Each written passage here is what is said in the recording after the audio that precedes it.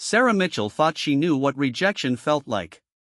She had survived the grueling police academy, endured the skeptical looks from male colleagues, and pushed through countless nights of proving herself worthy of the badge.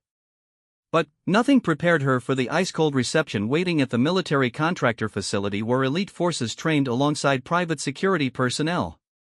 The whispers started the moment she walked through those steel doors. "Another desk jockey playing soldier," someone muttered. "Give her a week," another voice chuckled from the shadows. They saw a small-framed woman with determined eyes and assumed she was just another administrative hire trying to play with the big boys. What they didn't know was that Sarah carried secrets deeper than the ocean trenches where Navy SEALs conducted their most dangerous missions. They couldn't see the invisible scars from 3 tours in hostile territories, the commendations buried in classified files, or the reason why a battle-hardened SEAL commander had personally requested her transfer to this facility. In a world where respect is earned through blood, sweat, and unbreakable will, Sarah was about to show everyone that sometimes the most dangerous opponents come in the most unexpected packages. The staff who labeled her a newbie were about to learn that first impressions can be dangerously wrong, and that underestimating someone might just cost them everything they thought they knew about courage, skill, and what it truly means to be a warrior. Sarah Mitchell pulled her Jeep into the parking lot of Blackwater Ridge Training Facility at exactly 5:45 in the morning. The sprawling complex stretched across 200 acres of desert landscape, its concrete buildings and obstacle courses designed to push human limits beyond what most people thought possible. Steam rose from her coffee cup as she sat for a moment, watching the first groups of trainees emerge from the dormitory buildings like ants preparing for another day of controlled chaos. She had driven 14 hours straight from her previous assignment in Colorado, surviving on gas station coffee and determination. Her orders were simple yet vague: report to Blackwater Ridge for specialized tactical training and integration with advanced security protocols. What those orders didn't explain was why someone with her background needed additional training, or why Commander James Harrison had personally signed off on her transfer. The morning air carried the familiar sounds of military precision, boots hitting pavement in synchronized rhythm, drill instructors shouting commands, and the distant pop of gunfire from the shooting ranges. Sarah breathed it in like a homecoming. This was her element, even if the people here didn't know it yet. She grabbed her duffel bag and walked toward the administration building, noting how conversation seemed to pause as she passed. Groups of men in tactical gear looked her up and down with the kind of assessment that military personnel gave to new arrivals, part curiosity, part skepticism, all judgment. She was used to it. At 5'4" with auburn hair pulled back in a regulation bun, she understood that her appearance didn't scream dangerous operator to most people. The reception desk was staffed by a heavy-set sergeant with arms like tree trunks and a nameplate reading Phillips. He looked up from his paperwork with barely concealed irritation when Sarah approached. "Help you, miss?" His tone suggested she was lost rather than reporting for duty. "Sarah Mitchell reporting for training assignment."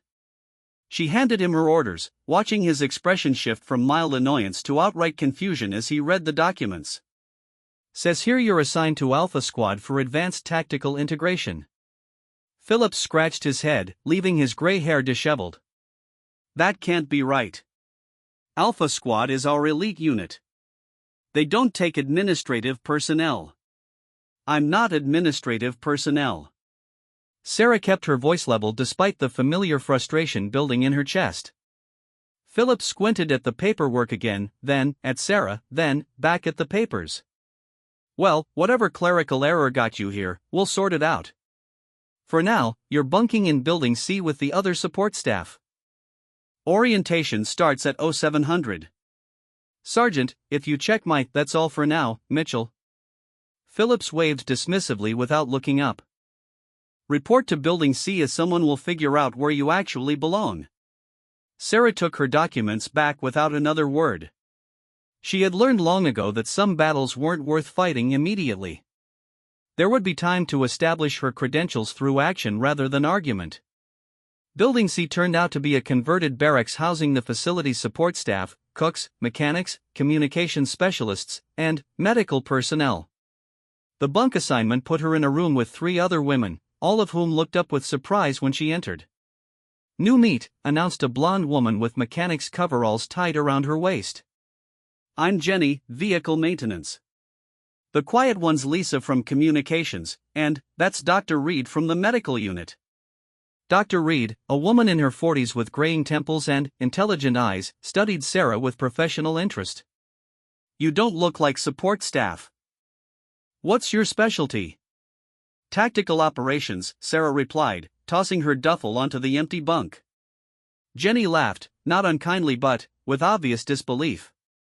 Honey, tactical ops doesn't bunk with us regular folks. They get the fancy quarters in Building A with the other super soldiers. Apparently there's been some confusion about my assignment. Sarah began unpacking her gear, noting how Jenny's laughter died when she pulled out her tactical vest and customized sidearm. Is that a SIG P226 with night sights and a threaded barrel? Dr. Reed moved closer, her medical background evidently including weapons familiarity. Modified for suppressors, Sarah confirmed. Standard issue where I came from. And where exactly did you come from? Lisa spoke for the first time, her communications background making her naturally curious about information flow. Sarah paused in her unpacking. Her previous assignments were largely classified, and even the unclassified portions weren't the kind of thing she discussed casually. Various government contracts. Private security. You know how it is. Dr. Reed's expression suggested she knew exactly how it was, and that Sarah's vague answer told her more than a detailed explanation would have. The breakfast mess was a buzzing hive of conversation and clinking silverware. Sarah grabbed a tray and loaded it with scrambled eggs, bacon, and coffee strong enough to wake the dead. She found an empty table near the windows overlooking the main training yard, where she could watch the morning's first exercise routines while she ate. She hadn't been sitting long when 3 men in Alpha Squad patches approached her table. The leader was tall and broad-shouldered with the kind of aggressive confidence that suggested he'd never met a problem he couldn't solve with superior firepower. His nameplate read Rodriguez. You're the new girl Phillips was talking about, Rodriguez said, not asking permission before he and his companions sat down around her. Heard you think you belong with Alpha Squad. I don't think anything, Sarah replied, continuing to eat her breakfast. I follow orders. Orders, laughed the second man, whose massive frame and shaved head gave him the appearance of a professional wrestler. Tommy's orders probably got mixed up with someone else's. Happens all the time with administrative transfers. I'm not administrative, Sarah said patiently. Right, Rodriguez grinned. So what's your background? Desk security? Mall cop? Campus safety? The third man, quieter but watching Sarah with calculating eyes, finally spoke. You carrying that SIG for show, or do you actually know how to use it? Sarah looked up from her eggs for the first time since they'd sat down. Which answer would make you leave me alone to eat my breakfast? Boo, she's got attitude, Rodriguez chuckled. I like that. Tell you what, newbie. After orientation, why don't you come out to the shooting range? Show us what you've got. Maybe we can give you some pointers. Maybe you can, Sarah agreed, though something in her tone made the quiet one shift uncomfortably in his seat. Orientation took place in a converted aircraft hangar filled with folding chairs and a projection screen. About 60 personnel had gathered, representing everyone from elite tactical operators to kitchen staff. Sarah found herself sitting with the other Building C residents, which seemed to confirm everyone's assumption about her role at the facility. The briefing officer was a crisp Marine captain who looked young enough to be Sarah's little brother but carried himself with the bearing of someone who'd seen real action. He outlined the facility's mission, providing advanced training for military contractors, private security firms, and select government agencies requiring specialized tactical capabilities. This is not summer camp, the captain announced. The training here will test your limits physically, mentally, and emotionally. Some of you will discover that you're capable of more than you imagined. Others will discover that this line of work isn't for them. Both outcomes are valuable. Sarah listened with half her attention while studying the Alpha Squad members scattered throughout the audience. They were obviously the elite, sitting together in the front rows with the casual confidence of people who knew they belonged at the top of the food chain. She recognized the type, all of them were competent, most were experienced, and a few were genuinely exceptional. What interested her more was observing their group dynamics. Rodriguez was clearly the unofficial leader, the kind of natural alpha who drew others into his orbit through charisma and aggressive competence. The quiet one from breakfast, his nameplate had read Thompson, seemed to be Rodriguez's tactical brain, the analytical counterpart to the leader's instinctive aggression. The big man was obviously the heavy hitter, probably explosive breach specialist or heavy weapons. After orientation, Sarah found herself walking toward the shooting range with Building C's medical personnel, who wanted to observe the Alpha Squad's promised demonstration of superior marksmanship. Dr. Reed fell into step beside her with a knowing smile. "This should be interesting," the doctor murmured. "Should it?" Sarah kept her expression neutral. Rodriguez has been the facility's top marksman for 8 months running. He likes to establish dominance early with new arrivals, especially anyone he perceives as a potential threat to his status. "And he sees me as a threat?" Sarah couldn't hide her amusement. "He sees everyone as a potential threat. It's what makes him good at his job, but not necessarily good at working with others." The shooting range was an impressive facility with electronic targets capable of recording shot placement within fractions of an inch. Rodriguez was already there with his team, field stripping and cleaning their weapons with the practiced efficiency of people who treated their firearms like religious artifacts. "There she is," Rodriguez called out when he spotted Sarah. "Ready for some education, newbie?" A small crowd had gathered to watch, word having spread through the facility that Alpha Squad was about to put the new girl in her place. Sarah recognized the dynamic. It was partially hazing, partially genuine assessment, and partially entertainment for people whose lives were otherwise filled with brutal routine. "What did you have in mind?" Sarah asked. Rodriguez gestured toward the firing line, where targets were set at various distances from 25 to 300 meters. "Standard qualification course first. 20 rounds at each distance, standing and prone positions. Best grouping wins." "Wins what?" "Winner gets to decide the loser's duties for the next week." "I'm thinking kitchen patrol might suit you." Sarah considered this for a moment. Kitchen patrol would effectively remove her from any meaningful training activities and confirm everyone's assumptions about her capabilities. On the other hand, winning would establish her credibility but might create enemies among people she'd have to work with for the foreseeable future. "Make it interesting," Thompson suggested. "Progressive challenge. Start at 25 meters, if you can match Rodriguez's grouping, move to 50. Keep going until someone misses the mark." "What's the mark?" Sarah asked. Rodriguez grinned. 2-inch grouping or better. Miss the mark, and you're done. Dr. Reed, standing close enough to hear the conversation, caught Sarah's eye and raised an eyebrow. Sarah gave an almost imperceptible nod in return. "Sounds fair," Sarah agreed. "Who goes first?" "Ladies first," Rodriguez said with exaggerated gallantry. Sarah drew her SIG P226 and checked the chamber out of habit, despite knowing it was empty. She loaded 15 rounds into the magazine, chambered 1 round, and approached the firing line with the weapon pointed downrange in a safe direction. The 25-meter target looked almost insultingly close. Sarah took a standard isosceles stance, acquired her sight picture, controlled her breathing, and fired 5 rounds in rapid succession. The electronic target system immediately displayed her results, all 5 shots clustered within a 1-inch circle at the target's center. A murmur ran through the watching crowd. 1-inch grouping at 25 meters was exceptional by anyone's standards. Rodriguez stepped up to the line without comment, drew his own sidearm, and fired 5 rounds with practiced precision. His grouping was slightly larger than Sarah's but well within the 2-inch requirement. He looked at Sarah with newfound respect and, perhaps the beginning of concern. 50 meters, Thompson announced. At 50 meters, the target appeared noticeably smaller, requiring greater precision and steadier weapon control. Sarah's 5 rounds landed in a group that measured just over 1 inch center mass. Rodriguez matched her with a grouping of approximately the same size, though his shots were slightly less centered. 100 meters, Rodriguez called out, his earlier casual confidence replaced by focused intensity. The crowd had grown larger, with personnel from other training exercises drifting over to see what was happening. Shooting handguns accurately at 100 meters required skills that separated professional operators from recreational shooters. Sarah took her time at this distance, using a modified Weaver stance that provided better stability for long-range pistol work. Her breathing technique slowed, and she fired each shot after a complete respiratory pause.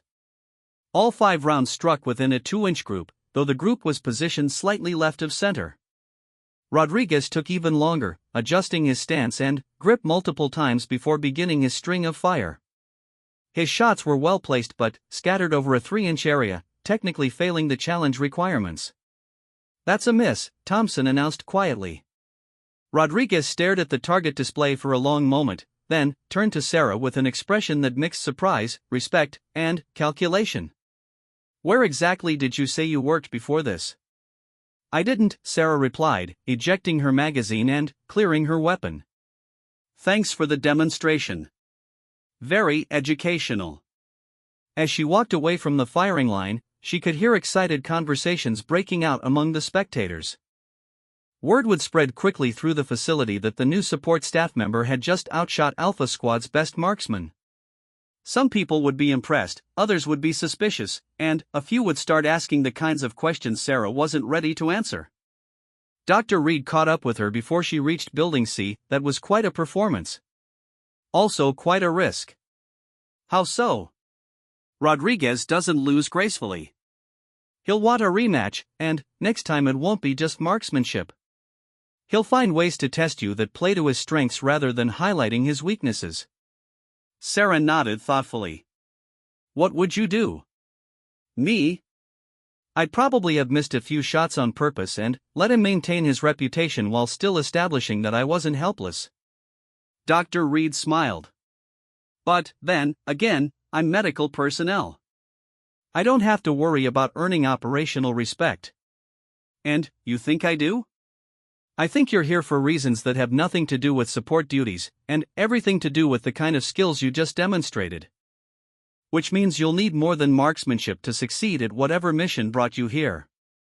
That evening, Sarah sat on her bunk cleaning her weapon while her roommates processed the day's events. Jenny was full of questions about Sarah's shooting background, while Lisa quietly monitored communications traffic for any mentions of the new arrival who'd embarrassed Alpha Squad. "Rodriguez has been asking questions about your service record," Lisa reported. "Problem is, most of your file is classified or redacted. All he can access is basic assignment dates and locations, no details about what you actually did." "Maybe that's for the best," Sarah replied, running a cleaning patch through her barrel. "Maybe," Dr. Reed agreed from her corner of the room. "But mystery breeds suspicion, and suspicious people do stupid things. You might want to consider sharing some information voluntarily before someone decides to dig deeper without permission." Sarah paused in her weapon maintenance. "What kind of information?" "The kind that explains how someone ends up with shooting skills like yours without showing up on anyone's radar as a potential Alpha Squad candidate." Outside their window, the facility's night training exercises were beginning. Sarah could see muzzle flashes from the live fire ranges and hear the distant sound of simulated explosions from the urban warfare course. Somewhere out there, Rodriguez and his team were probably planning their next move in what had become an impromptu chess match. Sarah had survived worse games, played for higher stakes, in places where losing meant more than hurt pride or kitchen duty. But Dr. Reed was right about one thing: maintaining her cover would require a delicate balance between demonstrating competence and avoiding unwanted attention. Tomorrow would bring new challenges and new opportunities to prove herself. Tonight, she would prepare for both while keeping her secrets locked away where they belonged, in the classified shadows of missions that officially never happened. Sarah woke to the sound of her roommate's alarms at 5 in the morning, though she'd been awake for 20 minutes already. Old habits from dangerous places died hard, and her internal clock rarely allowed her to sleep past 4:30 regardless of how exhausted she felt. She dressed quickly in standard tactical BDUs and boots, noting that Dr. Reed was already gone for early medical briefings. The mess hall buzzed with the usual morning energy, but Sarah noticed subtle differences in how people looked at her. Yesterday she'd been invisible, just another support staff member grabbing coffee and finding a quiet corner. Today, conversations paused when she walked by, and she caught several Alpha Squad members watching her with speculative interest. She just sat down with her breakfast when Sergeant Phillips appeared beside her table, looking considerably more respectful than he had during her arrival processing. "Mitchell, you're wanted in the command building. Commander Harrison's office. Now." Sarah felt her stomach tighten slightly. Commander James Harrison wasn't supposed to be here for another 3 days, according to the deployment schedule she'd been given. His early arrival could mean several things, none of them particularly good for maintaining her low profile.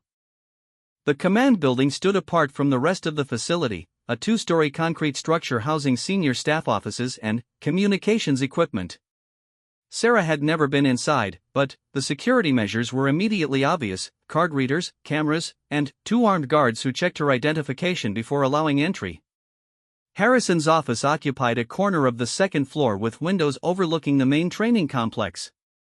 When Sarah knocked and entered, she found herself facing a man who looked exactly like his service photographs, gray-haired, weathered, and carrying himself with the quiet confidence that came from leading elite operations in places where failure meant death.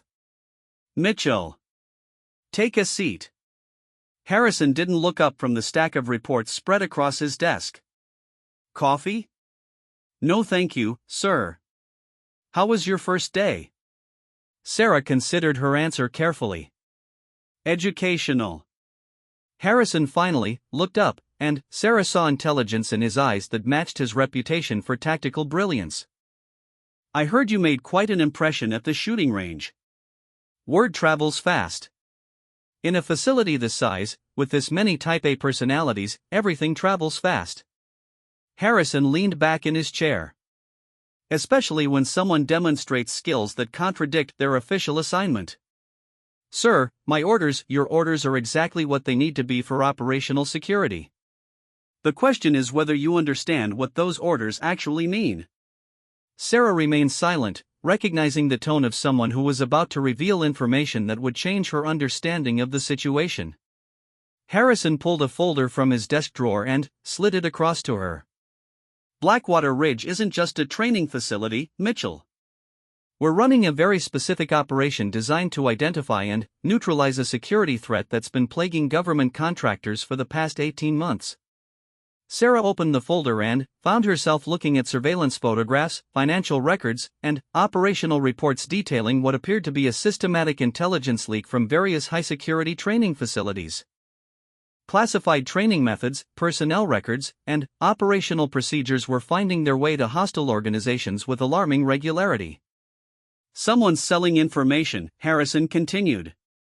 "Someone with access to multiple facilities, deep knowledge of special operations protocols, and the technical skills to extract data without triggering conventional security measures." "And you think the leak is here?"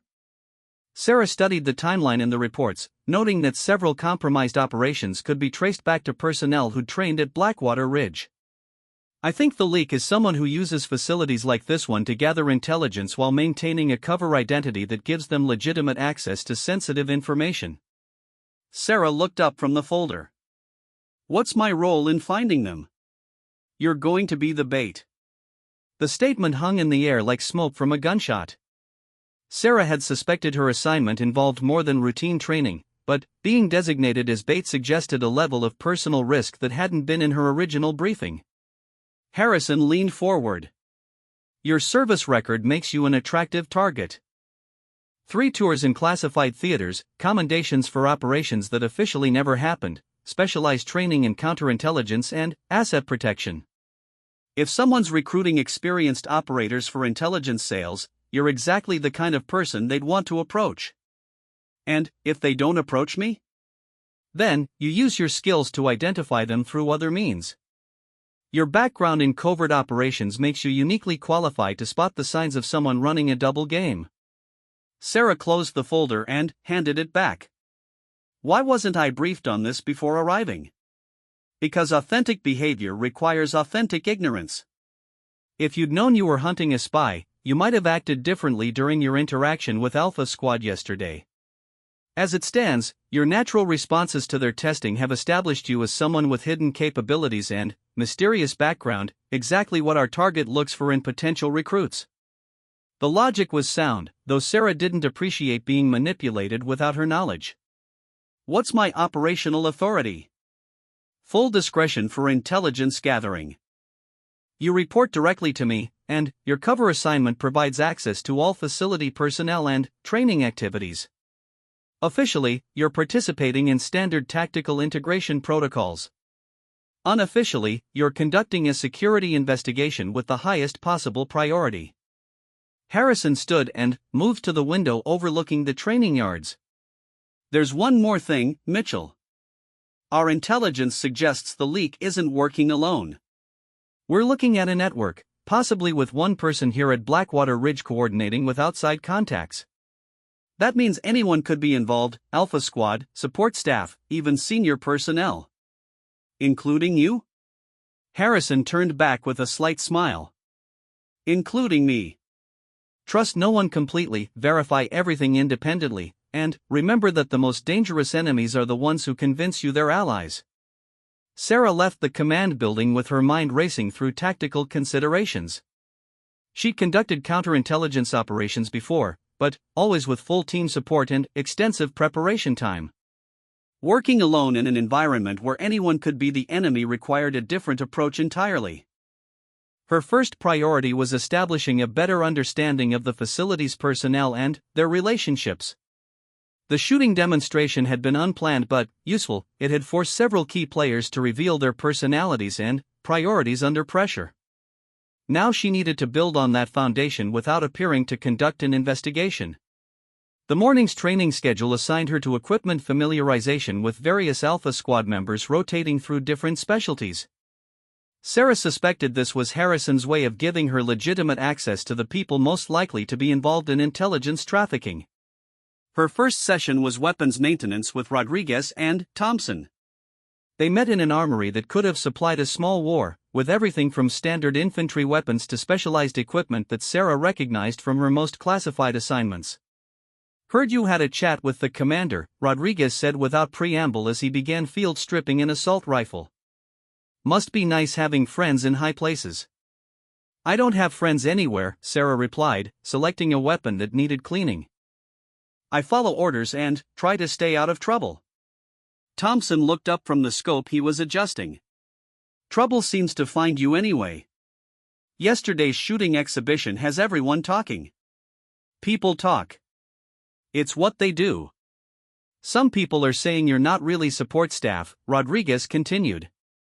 Some people are saying you're here for reasons that have nothing to do with routine training. Sarah paused in her weapon maintenance. What do you think? I think anyone who shoots like you do has seen real action, probably recent action, and definitely not the kind of action that gets discussed at dinner parties. Rodriguez's tone was serious now, lacking the previous day's casual arrogance. I also think someone with your skills wouldn't end up bunking with mechanics and medical personnel unless there was a very specific reason for it. Maybe I like the company.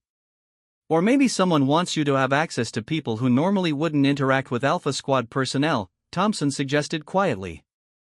Sarah realized she was being tested again, but this time the stakes were considerably higher. Rodriguez and Thompson were either very perceptive operators who'd recognized her cover story's inconsistencies, or they were intelligence traffickers trying to determine if she represented a threat to their operation. Why would anyone want that kind of access, she asked. Information, Thompson replied. Medical personnel see everything: who gets injured during training, what kinds of specialized equipment are being used, which personnel have medical histories that might indicate classified assignments. Mechanics know what vehicles are being modified for specific operations, what kinds of surveillance equipment is being installed, which personnel are receiving transportation to off-site locations. Rodriguez nodded. Communications specialists monitor all message traffic, both official and unofficial. They know who's talking to whom, when orders come down from higher authority, and what kinds of security protocols are being implemented. Sarah felt a chill as she realized the two Alpha Squad members had just outlined exactly how someone could gather comprehensive intelligence about the facility's operations through seemingly innocent contact with support personnel. The question was whether they were describing the method being used by the current leak, or whether they were the leak and testing her potential value as a recruit. Interesting theory, she said carefully.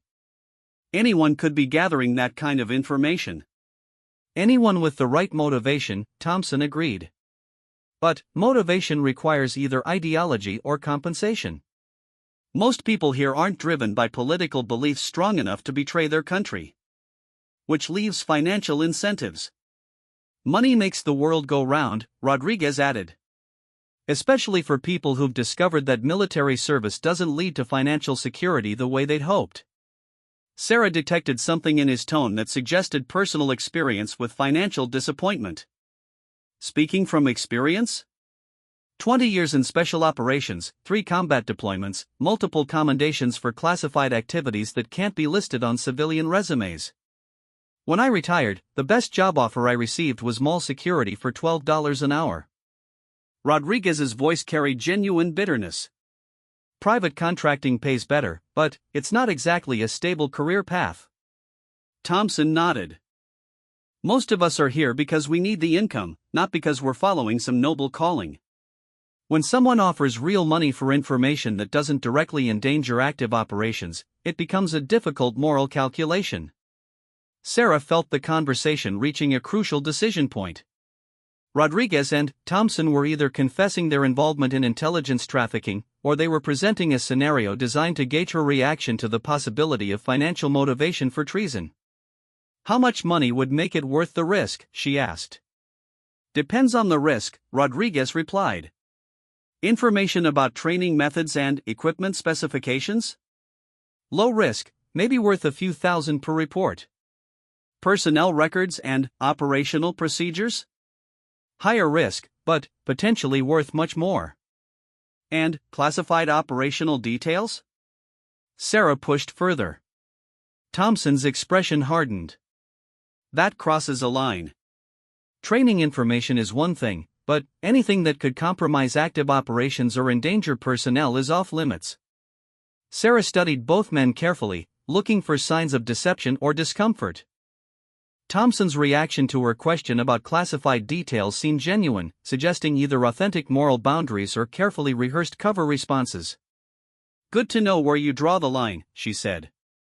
Everyone has lines, Rodriguez replied. The question is what it takes to cross them.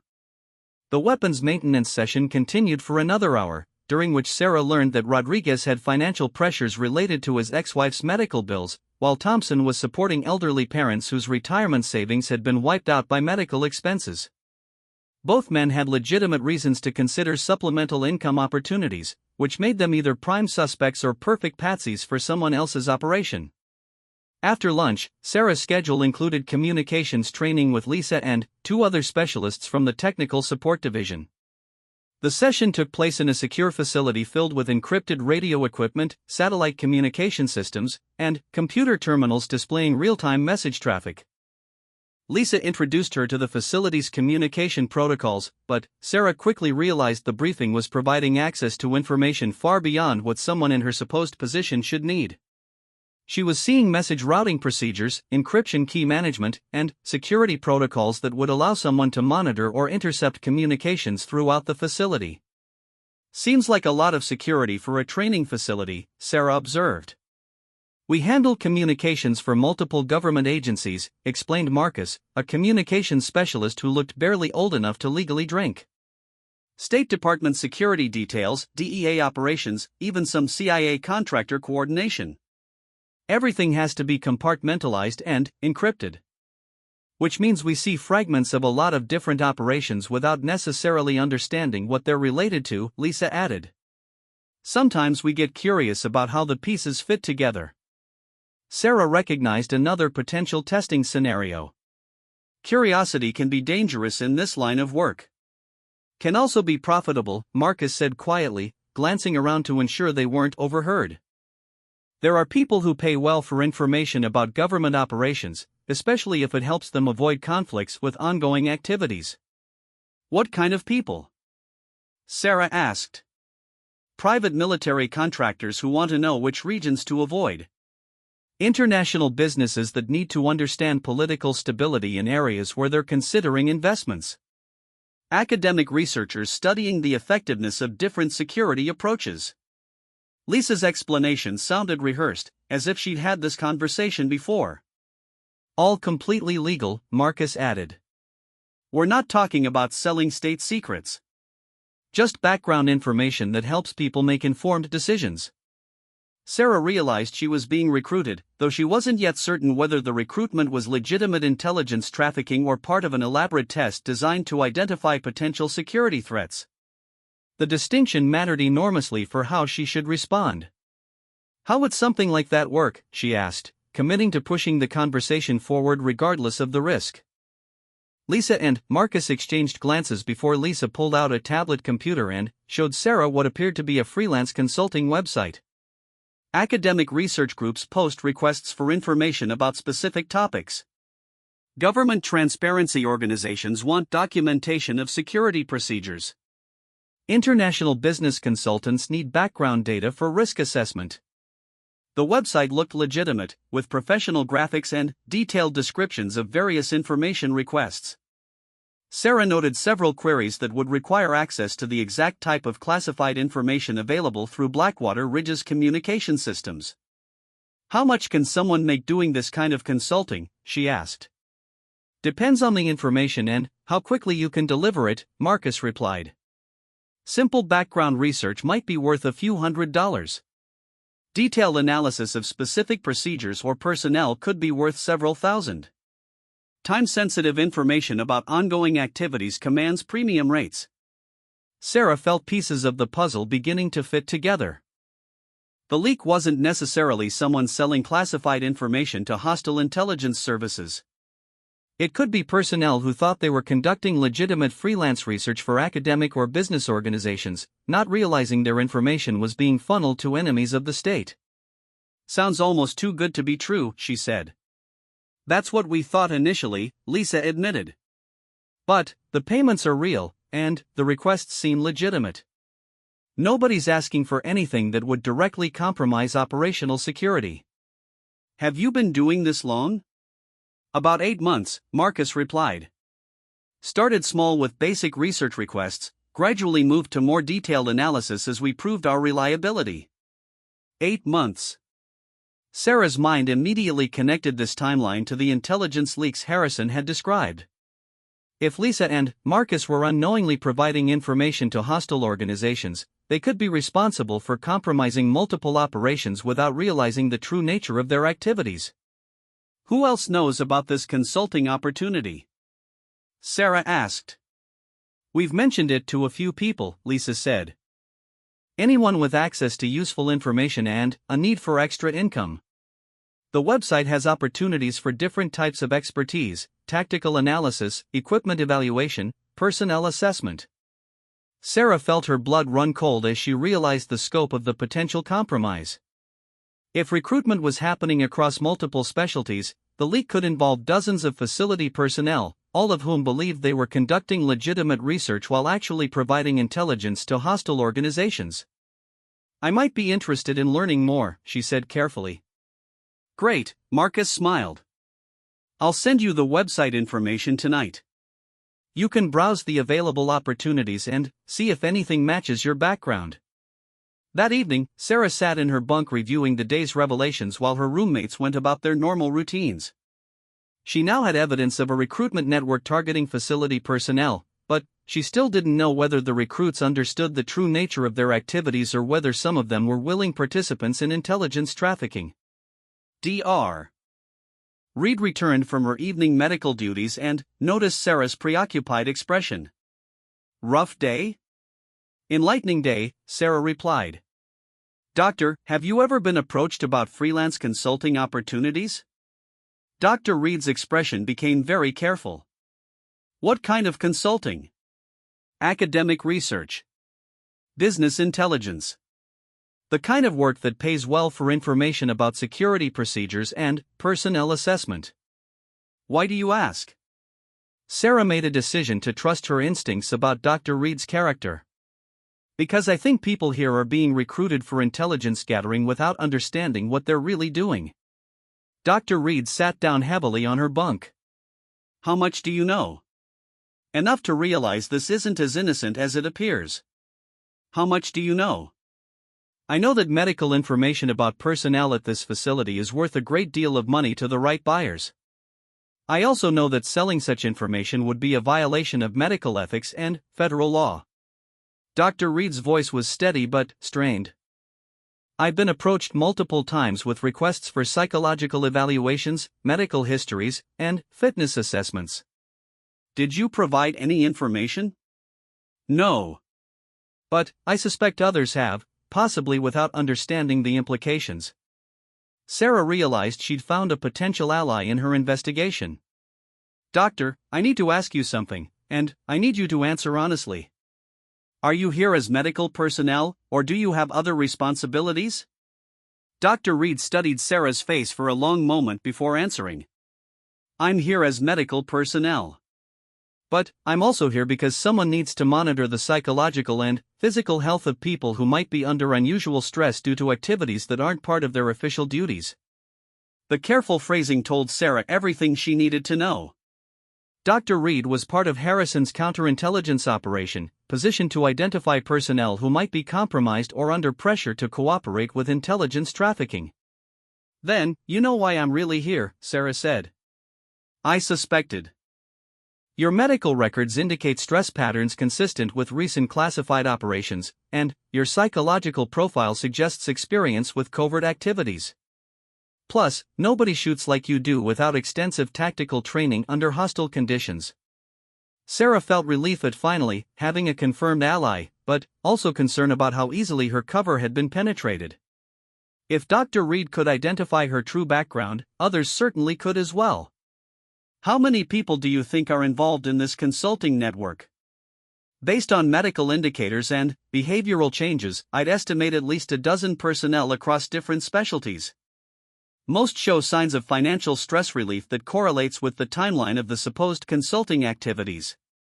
Any of them understand what they're really doing? Dr. Reed was quiet for a moment. I think some suspect, but they've convinced themselves that the financial benefits outweigh the moral concerns.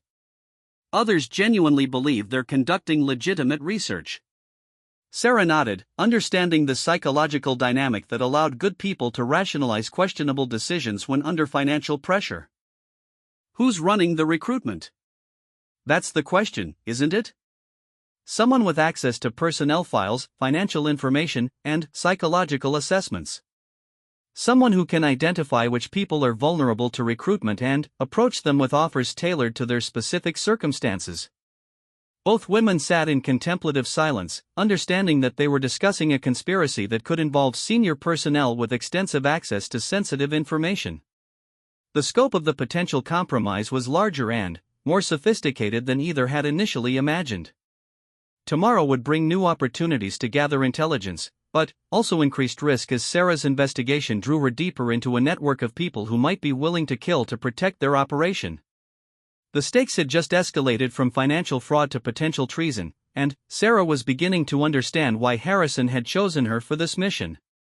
Outside their window, the night training exercises continued with the steady rhythm of simulated warfare, but Sarah knew the real battle was just beginning. Sarah woke before dawn to find a folded piece of paper slipped under her door. The message was brief and signed, Equipment Storage Room B7, 0530 hours. Come alone. She checked her watch, 4:45. 15 minutes to decide whether this was a breakthrough in her investigation or a trap designed to eliminate a threat. Dr. Reed was still asleep, but Sarah noticed her breathing pattern suggested she was feigning unconsciousness. Sarah dressed quietly and slipped out without waking her roommates, though she suspected at least one of them was aware of her departure. Equipment Storage Room B7 was located in the basement of the main training facility, accessible through a maze of corridors lined with lockers and gear racks. Sarah approached carefully, noting emergency exits and potential defensive positions while listening for sounds that might indicate an ambush. The storage room door was slightly ajar, with darkness beyond. Sarah drew her sidearm and entered with tactical precision, immediately seeking cover behind a stack of equipment crates while her eyes adjusted to the dim lighting. Easy, Mitchell. We're on the same side. Sarah recognized Thompson's voice but kept her weapon ready. "Prove it." Thompson emerged from behind a row of shelving with his hands visible and empty. "Harrison sent me. We need to talk without anyone knowing about it." "Why the cloak and dagger routine?" "Because the situation is worse than Harrison initially briefed you. We've identified at least 15 people involved in the information network, including 3 Alpha Squad members and 2 senior staff officers." Sarah lowered her weapon but remained alert. "How do you know all this?" "Because I've been investigating this operation for 4 months, ever since financial irregularities in my personal accounts triggered a security review." Thompson moved closer, and Sarah could see exhaustion in his expression. "Someone's been using my identity to open accounts and conduct financial transactions related to the information sales." "You're being framed?" "I'm being set up as the scapegoat. Whoever's running this operation has been establishing evidence trails that point to me as the primary coordinator. When this thing comes apart, I'll be the one facing treason charges while the real perpetrators disappear." Sarah studied Thompson's face, looking for signs of deception.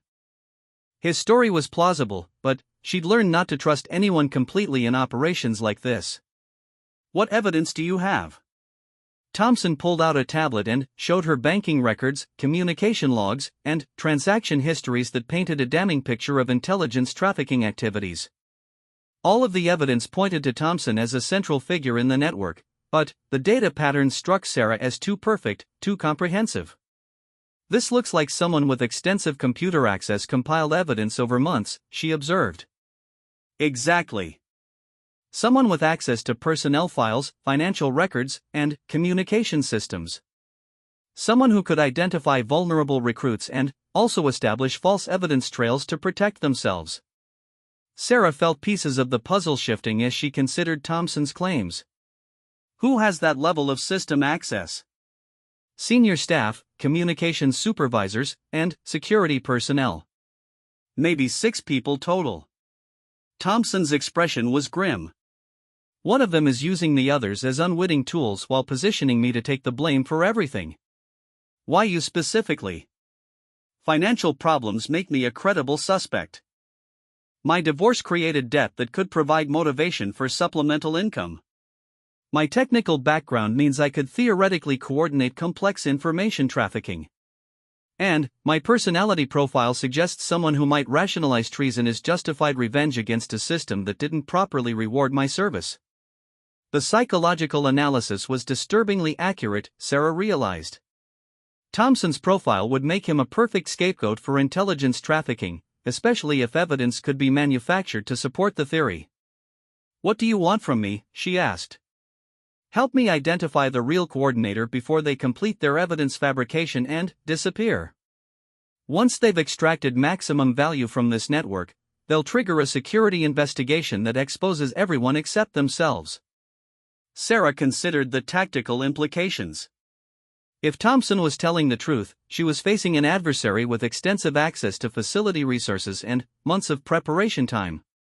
If he was lying, she was being recruited by the very person she was supposed to identify and stop. "How do you suggest we proceed?" "We identify who's been accessing the systems necessary to coordinate this operation.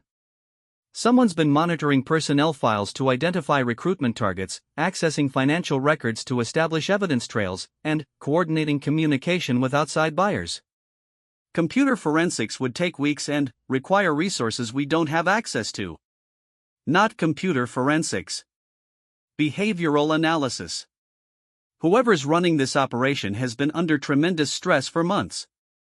They're managing a complex network of unwitting accomplices, fabricating evidence against multiple scapegoats, and coordinating with hostile intelligence services.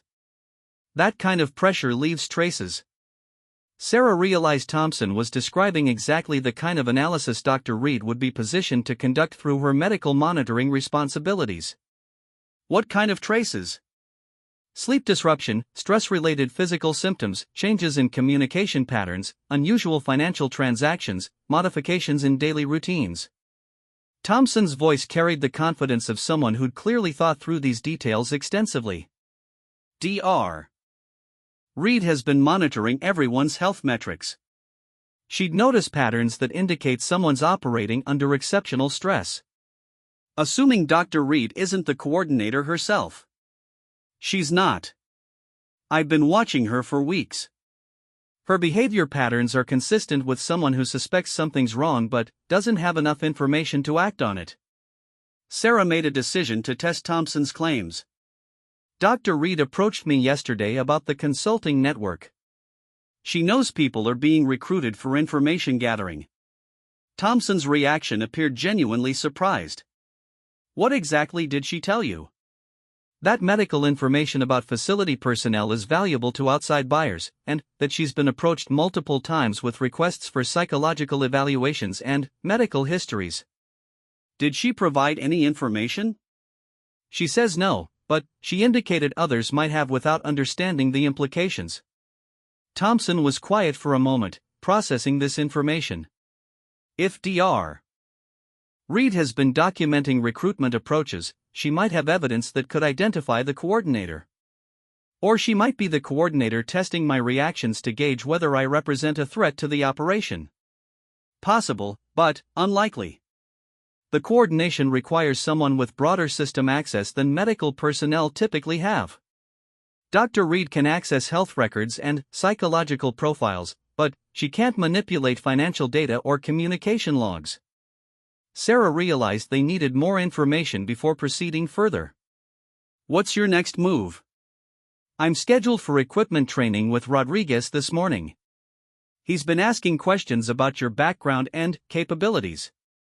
I think he's either trying to recruit you for the network or identify whether you represent a security threat. What kind of questions?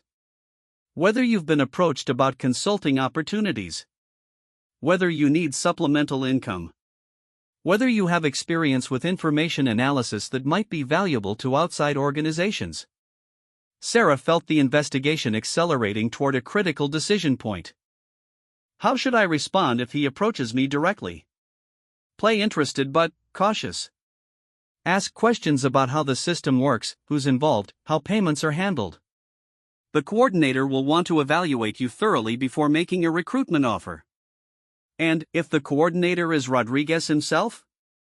Then, he'll provide information designed to test your reliability while protecting his operation. If he's just another recruit, he'll share details about how he was approached and what he's been asked to provide. Sarah checked her watch, nearly 6 o'clock.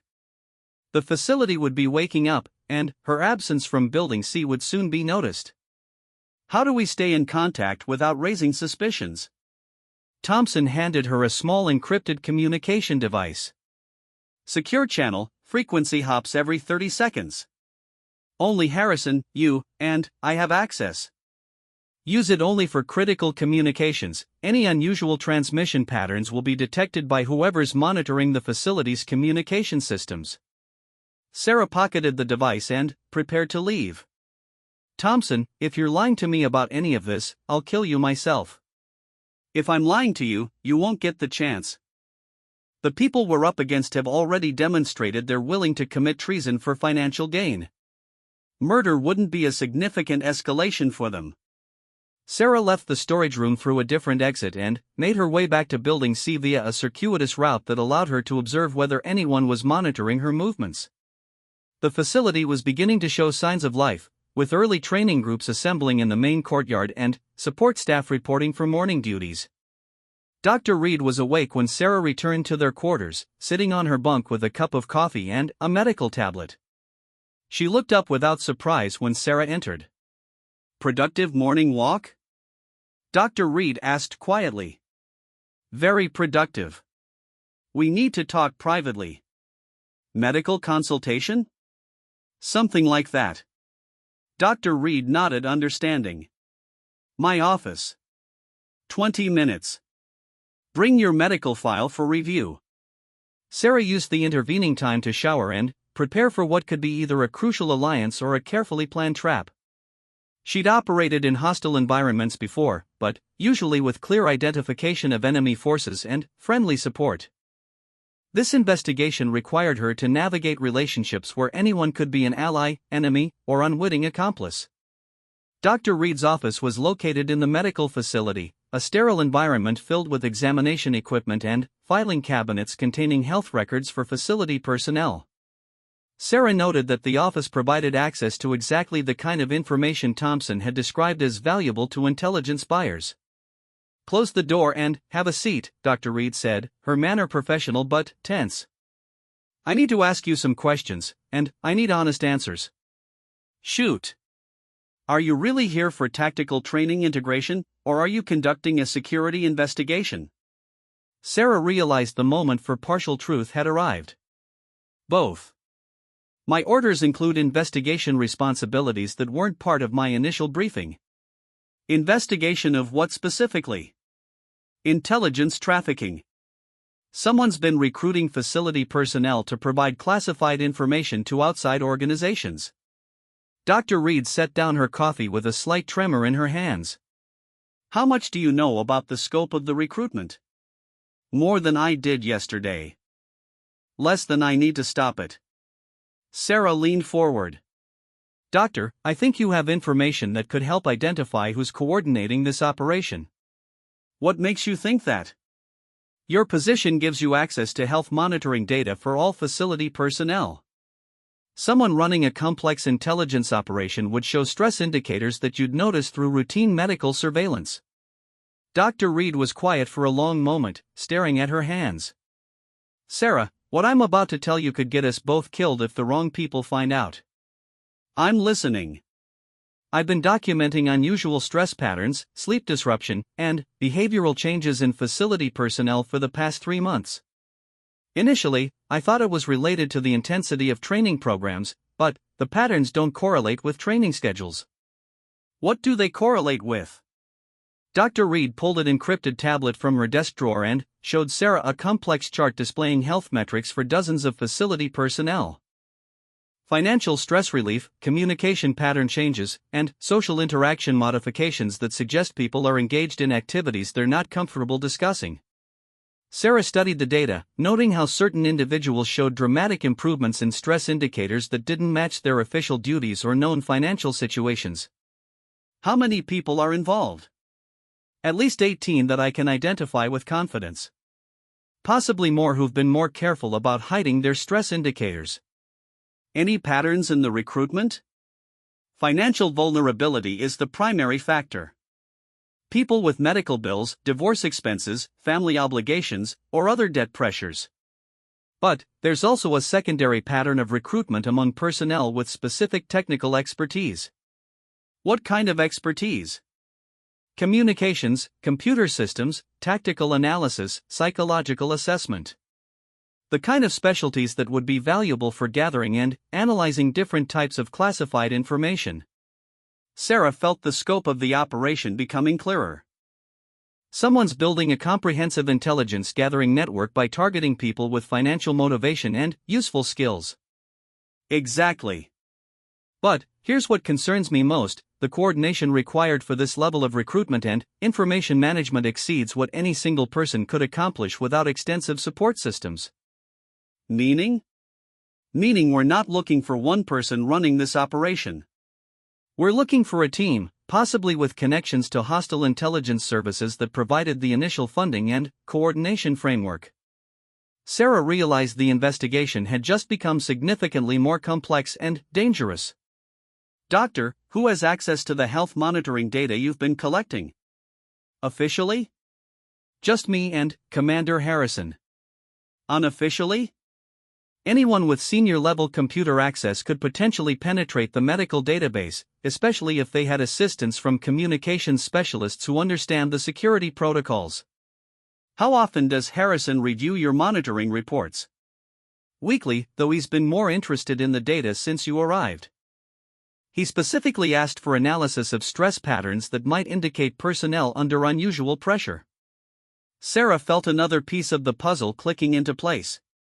"Doctor, I need you to do something for me, and I need you to be very careful about how you do it." "What?" "I need you to identify everyone who's accessed your medical database over the past 6 months, including both authorized and unauthorized access attempts." But I need you to do it in a way that doesn't trigger any automatic alerts or leave traces of your investigation." Dr. Reed's expression became very serious. "Sarah, what you're asking for could expose whoever's behind this operation, but it could also expose us if they're monitoring database access logs. Can you do it safely?" "I can do it, but we'll only get one chance. Once I access those logs, anyone monitoring the system will know someone's investigating the investigation." Sarah weighed the risks against the potential intelligence value. "How long do you need?" "Give me until tonight. I'll compile the access data and have it ready for review after the evening training exercises. Use the secure communication frequency if you need to reach me before then." Sarah handed Dr. Reed one of the encrypted devices Thompson had provided. "And, Doctor? Trust nobody else with this information. If I'm right about the scope of this operation, anyone could be involved." Sarah left the medical facility with a clearer understanding of the challenge she faced, but also with growing concern about her own safety. If the intelligence trafficking network included multiple facility personnel with access to surveillance systems, her investigation activities would soon be detected and countered. Her morning training schedule included tactical movement exercises with Alpha Squad, providing another opportunity to observe Rodriguez's behavior and respond to any recruitment approaches. Sarah approached the training area with heightened awareness, noting how other personnel watched her movements and whether anyone seemed to be coordinating surveillance of her activities. Rodriguez was waiting at the obstacle course with two other Alpha Squad members Sarah hadn't previously met. Both looked like experienced operators, but their body language suggested they were more interested in her than in the scheduled training exercises. "Mitchell, good to see you," Rodriguez called out. "I want you to meet Jackson and Martinez from our Advanced Tactics Unit. They've been curious about your background ever since yesterday's shooting demonstration." Jackson was tall and lean with the kind of weathered appearance that suggested extensive field experience. Martinez was shorter but built like a heavyweight boxer, with intelligent eyes that seemed to catalog every detail of their surroundings. "Pleasure to meet you both," Sarah replied, noting how Jackson positioned himself to cut off her retreat route while Martinez moved to flank her position. "We've been discussing your situation," Rodriguez continued, "and we think you might be interested in some opportunities that aren't part of the official training curriculum." "What kind of opportunities?" "The kind that recognize your skills are being wasted in a support staff assignment," Jackson said. "Someone with your capabilities could be much more valuable in the right context." Sarah realized she was being recruited, though she wasn't yet certain whether this was for intelligence trafficking or some other agenda. "I'm always interested in better opportunities." "Good," Martinez smiled, though the expression didn't reach his eyes. "Why don't we discuss this somewhere more private?" The three men led Sarah away from the main training area toward a smaller facility she hadn't previously visited. Sarah memorized the route while maintaining situational awareness of her options for escape or defense if the situation turned hostile. The building turned out to be a briefing room equipped with secure communications gear and maps of various international locations. Sarah noted that several of the maps showed regions where she'd conducted classified operations, suggesting whoever had prepared this room knew more about her background than her official assignment would indicate. "Have a seat," Rodriguez gestured toward a chair positioned with its back to the room's only exit. Sarah remained standing. "I prefer to stand during briefings." "Smart," Jackson observed. "Never turn your back on an unknown situation." Martinez pulled out a tablet and showed Sarah what appeared to be an employment opportunity with a private military contractor. The salary figures were impressive, 3 times what government service typically paid. "This is what real recognition looks like," Martinez explained. "Private sector work for people with specialized skills and proven track records." Sarah studied the information while analyzing the tactical situation. 3 armed operators in an isolated location, with communications gear that could be used to coordinate with outside support. If this was a recruitment for legitimate private military work, it was being conducted in an unnecessarily secretive manner. If it was cover for intelligence trafficking, she was walking into a trap. "Interesting opportunity," she said carefully. "What would my responsibilities include?" "Information analysis," Rodriguez replied. Assessment of government security procedures, evaluation of personnel capabilities, identification of operational vulnerabilities. Sounds like intelligence work. Consulting work, Jackson corrected. Private companies need to understand government capabilities to avoid conflicts and identify cooperation opportunities. Sarah recognized the same justification she'd heard from Lisa and Marcus, legal-sounding explanations for activities that were actually intelligence gathering for hostile organizations. Who would I be working for? International security consulting firm, Martinez replied. Clients include multinational corporations, foreign governments, and academic research organizations. All completely legitimate, Rodriguez added. We're not asking you to betray your country or compromise active operations. Just provide background analysis that helps private organizations understand the security landscape. Sarah realized she'd reached a critical decision point. Accepting the recruitment would give her access to the intelligence trafficking network's operations and personnel, but it would also require her to actually provide classified information to hostile organizations. Rejecting the offer would preserve her integrity but might end her investigation before identifying the network's full scope. I'd like some time to consider this opportunity, she said. Of course, Jackson nodded. But we'll need an answer soon. Our clients have immediate requirements, and positions like this don't stay open long. How soon? Tomorrow morning. We'll meet again after the evening training exercises to finalize the details. Sarah left the briefing room with confirmation that she was being recruited for intelligence trafficking, but also with the knowledge that she'd identified at least 3 active participants in the network. The challenge now was determining how many others were involved and who was coordinating the overall operation. As she walked back toward the main facility, Sarah noticed Martinez following at a discreet distance. She wasn't being escorted, she was being surveilled to ensure she didn't immediately report the recruitment attempt to security personnel. The afternoon training exercises provided cover for Sarah to observe facility personnel and identify potential surveillance teams. She noted several people who seemed more interested in her movements than their assigned duties, suggesting the intelligence network had multiple personnel monitoring potential threats to their operation. By evening, Sarah had identified a complex web of relationships that extended far beyond the handful of people she'd initially suspected. The intelligence trafficking network appeared to include personnel from every major facility department, all coordinated by someone with extensive access to security systems and personnel files. Tomorrow's decision about accepting or rejecting the recruitment offer would determine whether she could infiltrate the network from within or whether she'd be forced to conduct the investigation from the outside while being actively hunted by people who knew her real identity and mission. Either way, Sarah knew she was approaching the most dangerous phase of an operation that had already proven far more complex and threatening than anyone had anticipated. Sarah spent the night analyzing every detail of her investigation while preparing for multiple contingencies.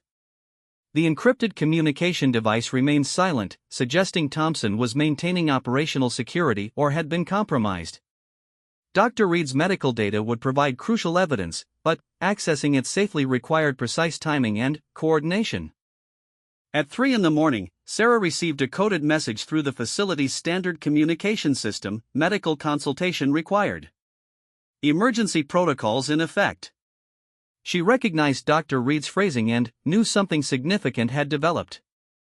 The medical facility was dark except for emergency lighting, but Sarah found Dr. Reed in her office reviewing encrypted data on multiple tablets. The doctor looked exhausted and stressed, suggesting she'd been working through the night on the database analysis. "We have a problem," Dr. Reed said without preamble. "A very serious problem." "Show me." Dr. Reed displayed the database access logs on her primary tablet. The data showed systematic penetration of medical files by someone with advanced technical skills and administrative-level access credentials. But more disturbing was the pattern of access. Someone had been downloading comprehensive psychological profiles for facility personnel over the past 6 months. "Whoever's doing this has been building detailed dossiers on everyone here," Dr. Reed explained. "Not just medical information, but complete personality assessments, vulnerability analyses, and stress indicators that would allow them to predict how each person would respond to different types of pressure or inducement." Sarah studied the access patterns, noting they correlated exactly with the timeline Thompson had described for the intelligence trafficking network's development. Can you identify who's been accessing the files? That's the problem. The access is coming from multiple accounts with legitimate credentials, but the usage patterns suggest coordination by a single individual or small team. Multiple accounts? Communications supervisors, security personnel, administrative staff, even some Alpha Squad members. Either we're looking at a conspiracy involving dozens of people, or someone's been compromising other people's system credentials to conduct unauthorized access. Sarah felt the investigation's complexity expanding again. How sophisticated would someone have to be to compromise that many accounts without triggering security alerts? Very sophisticated. We're talking about someone with extensive cybersecurity training, deep knowledge of our specific systems, and months of preparation time. Dr. Reed's voice carried genuine fear. Sarah, I don't think we're dealing with opportunistic intelligence trafficking anymore. This looks like a professional intelligence operation designed to comprehensively compromise this facility's security. Foreign intelligence service? Possibly. Or domestic actors with access to intelligence service resources and training. Dr. Reed pulled up another screen showing communication patterns between compromised accounts. Look at this data flow analysis. Someone's been coordinating information gathering across multiple facility departments using a sophisticated command and control system. Sarah realized they were facing an adversary far more dangerous than anyone had anticipated. Doctor, have you shared this analysis with Commander Harrison? I tried.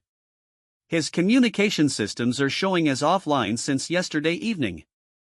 Either he's conducting operations that require communication blackout, or something's happened to him. Sarah felt ice forming in her stomach. Harrison was supposed to be her primary support and the only person who could authorize additional resources for the investigation. If he'd been compromised or eliminated, she was operating without backup in hostile territory. What about facility security? Can we report this to them directly? I don't know who we can trust. If this analysis is correct, the intelligence operation has penetrated every major facility department. Reporting to the wrong person could expose us and compromise whatever chance we have of stopping this. Sarah realized they needed to move quickly before their investigation was discovered and countered. Doctor, can you determine which accounts have been compromised and which ones are being used by actual conspirators? Give me another hour with the data. I can identify patterns that distinguish between compromised accounts being used by unauthorized personnel and accounts being used by their legitimate owners for unauthorized activities. Do it. I need to confirm whether Thompson's situation is legitimate or whether he's part of the conspiracy. Sarah checked her secure communication device, still no contact from Thompson since their early morning meeting. If I don't return within 2 hours, assume I've been compromised and take whatever action you think is necessary to protect yourself. Sarah left the medical facility and made her way toward Thompson's quarters in Alpha Squad housing. The facility was quiet except for routine night patrols, but Sarah noticed additional security personnel who weren't part of the normal rotation. Either security had been increased due to some external threat, or the intelligence network was positioning assets to control the situation. Thompson's quarters were located in a building housing senior Alpha Squad members, requiring Sarah to bypass several security checkpoints without triggering alerts. She used skills learned in hostile territories to move through the facility undetected, but the effort required suggested she was operating in increasingly dangerous circumstances. Thompson's room was empty, with signs of hasty departure but no evidence of struggle. His personal equipment was gone, but his official gear remained, suggesting either voluntary departure or carefully staged disappearance. Sarah found a handwritten note hidden in his equipment locker, package compromised. Abort mission. Trust no one. The note could mean Thompson had discovered the investigation was blown and fled for his safety, or it could mean he was part of the conspiracy and warning other participants to abandon their operation before being exposed. Sarah realized she couldn't distinguish between these possibilities without additional evidence. As she prepared to leave Thompson's quarters, Sarah heard footsteps in the corridor outside. multiple people moving with tactical precision toward her location. She drew her sidearm and positioned herself to defend the room's only exit, but realized she was trapped if the approaching personnel were hostile. "Mitchell, we know you're in there." Rodriguez's voice carried through the door. "Come out with your hands visible. We need to talk." Sarah assessed her tactical situation. Thompson's room had one exit, windows that faced a 3-story drop to concrete, and no communication with outside support. If Rodriguez and his team were there to capture or eliminate her, fighting would likely result in her death regardless of how many of them she could take down. "I'm coming out," Sarah called back. Weapon holstered. She opened the door to find Rodriguez, Jackson, and Martinez positioned in tactical formation with weapons drawn but not directly aimed at her. Their body language suggested readiness for violence but not immediate hostile intent. "Sarah, we need to get out of here immediately," Rodriguez said urgently. "The facility's been compromised, and you're in serious danger." "Compromised how?" "Foreign intelligence operation.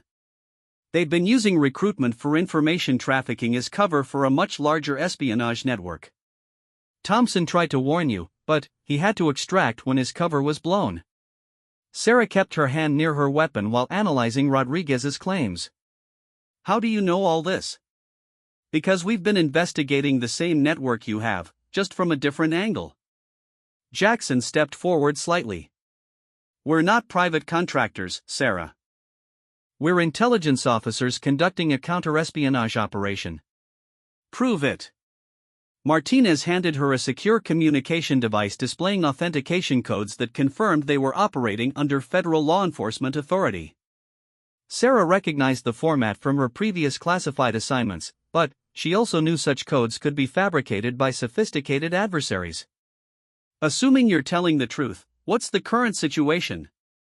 "The network's been activated for a major intelligence extraction," Rodriguez explained. "They're gathering comprehensive data on U.S. Special Operations capabilities, contractor security procedures, and personnel information that could be used to target American agents worldwide." "Tonight?" "Right now." "That's why Thompson had to extract. They discovered he was investigating their operation and planned to eliminate him. You're next on their list because your investigation threatens their timeline for completing the extraction." Sarah realized she was facing a critical decision with insufficient information to make an optimal choice. Rodriguez and his team could be legitimate federal agents trying to protect her, or they could be part of the intelligence network attempting to neutralize her investigation through deception. "What do you want me to do?" "Come with us. We have extraction protocols in place to get you to safety while our technical teams complete the evidence gathering needed to roll up the entire network." "And if I refuse?" "Then, you'll be dead within an hour," Martinez said bluntly. "These people have already demonstrated they're willing to kill to protect their operation. Commander Harrison discovered their plans and was eliminated yesterday evening." Sarah felt shock wash through her system. If Harrison was dead, she was truly operating without support in hostile territory. "How do you know about Harrison?" "Because we're the team he was supposed to coordinate with for the final phase of this investigation," Rodriguez replied. "His elimination accelerated our timeline and forced us to make direct contact with you earlier than planned." The pieces seemed to fit together, but Sarah's training warned her against accepting convenient explanations during high-stress situations. "I need verification of your authority and mission." Jackson activated a secure communication device and handed it to Sarah. "Speak with your handler.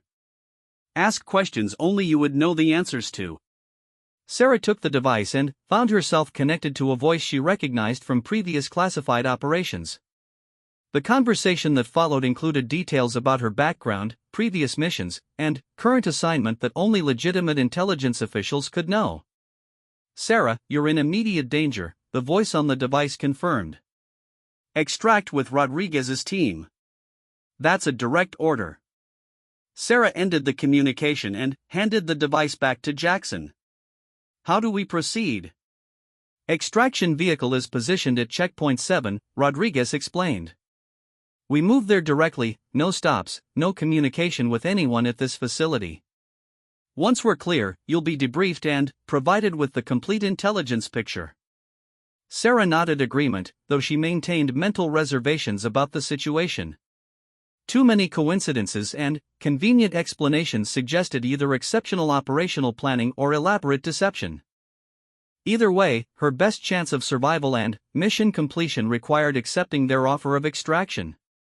As they moved through the facility toward the extraction point, Sarah noticed unusual activity in several buildings. Communications equipment was being loaded into vehicles, personnel were moving with the urgency of people conducting emergency evacuation procedures, and security patrols had been tripled. The intelligence network is extracting their operation tonight, Rodriguez observed. They know their cover is blown, so they're gathering final intelligence and preparing to disappear before we can arrest them. How many people are involved? At least 30 facility personnel, plus unknown numbers of outside contacts and support personnel. Martinez's voice carried professional respect for their adversaries' capabilities. This is the most sophisticated intelligence penetration of U.S. contractor facilities we've seen in recent years. They reached Checkpoint 7 without incident and found a black SUV with government plates waiting with engines running. Sarah noted the vehicle's armor modifications and communication equipment, confirming it was equipped for high-threat extraction operations. As they drove away from Blackwater Ridge, Sarah watched the facility receding in the darkness while processing the night's revelations. If Rodriguez's team was legitimate, she'd successfully identified a major intelligence threat and contributed to its neutralization. If they were part of the conspiracy, she'd just been kidnapped by the very people she was supposed to investigate. "Where are we going?" she asked. "Safe house 40 minutes from here," Rodriguez replied from the driver's seat. Complete isolation, secure communications, and technical support for completing the intelligence analysis needed to identify everyone involved in the network. Sarah realized she was committed to this course of action regardless of its legitimacy. Fighting 3 armed men in a moving vehicle would be suicidal, and jumping from the vehicle at highway speeds would likely be fatal. Her best option was maintaining alertness while preparing for whatever scenario awaited at their destination. "What happened to Dr. Reed?" she asked, suddenly remembering the medical officer who'd been conducting crucial database analysis. "She's safe," Jackson assured her. "Our technical team extracted her database analysis and secured her at a separate location. Her medical monitoring data provided the final evidence we needed to confirm the scope of the intelligence operation." "What about the other facility personnel who were unknowingly recruited for information gathering?" "They'll be debriefed and cleared once we've dismantled the network's command structure," Martinez explained. "Most of them were victims rather than willing participants." Sarah felt some relief that innocent personnel wouldn't be prosecuted for activities they hadn't understood were treasonous. But she also recognized that the night's events had raised more questions than they'd answered about the true scope and nature of the intelligence threat. The safe house turned out to be a nondescript ranch-style building surrounded by farmland and equipped with sophisticated security systems. Sarah noted guard positions, communication antennas, and defensive preparations that suggested either legitimate federal law enforcement operations or criminal enterprise headquarters. Inside, the building had been converted into a command center filled with computer equipment, communication systems, and intelligence analysis workstations. Several people in tactical gear were processing data from multiple sources, their professional efficiency suggesting extensive experience with complex investigations. "Welcome to the real operation," Rodriguez said as they entered the main briefing room. "Sarah Mitchell, meet the team that's been hunting the intelligence network you stumbled into." Sarah was introduced to technical specialists, intelligence analysts, and operations coordinators who presented evidence of the network's activities with impressive thoroughness. The scale of the intelligence gathering was far larger than she'd imagined, involving multiple contractor facilities and, potentially hundreds of compromised personnel. "Your investigation provided the final pieces we needed," the lead analyst explained. Dr. Reed's medical database analysis confirmed our technical intelligence about coordination methods, and your contact with Thompson exposed their evidence fabrication procedures. As Sarah woke to the sound of helicopters overhead and urgent radio chatter from the command center. Dawnlight filtered through reinforced windows as she dressed quickly and made her way to the main briefing room, where Rodriguez's team was coordinating what appeared to be a massive multi-site operation. "Status report," she requested, noting the tension in everyone's movements. "Phase 1 complete," the operations coordinator announced. Simultaneous raids at 4 contractor facilities resulted in 37 arrests and seizure of comprehensive intelligence archives. "Any complications?" "Several," Rodriguez admitted grimly. "The network had contingency plans we didn't anticipate.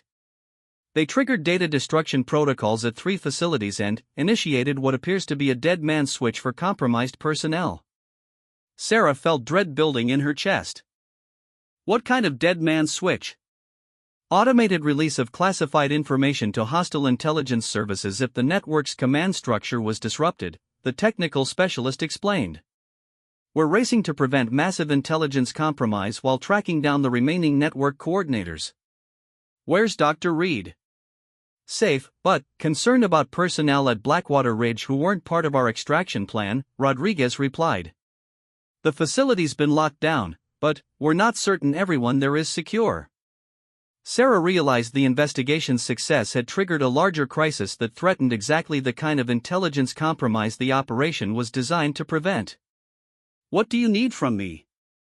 "We need you to return to Blackwater Ridge," the lead analyst said. "Your insider knowledge of facility personnel and relationships could be crucial for identifying remaining network assets and preventing further intelligence leakage." "Return as what?" "My cover's blown." "Return as yourself," Rodriguez smiled for the first time since she'd known him. Sarah Mitchell, federal agent conducting counterintelligence operations with full authority and support. The revelation that her true identity was finally being acknowledged felt both liberating and terrifying. After years of classified operations and cover identities, Sarah wasn't certain she remembered how to operate as herself rather than whoever her mission required her to be. The helicopter flight back to Blackwater Ridge provided aerial views of the facility under federal law enforcement control. Military vehicles surrounded the perimeter, communication jammers blocked unauthorized transmissions, and personnel were being processed through security checkpoints with methodical efficiency. "Looks like a war zone," Sarah observed. "In many ways, it was," Rodriguez replied through the helicopter's communication system. The intelligence network had positioned assets throughout the facility hierarchy, from kitchen staff to senior officers. Identifying loyal personnel from potential threats required treating everyone as suspect until proven otherwise.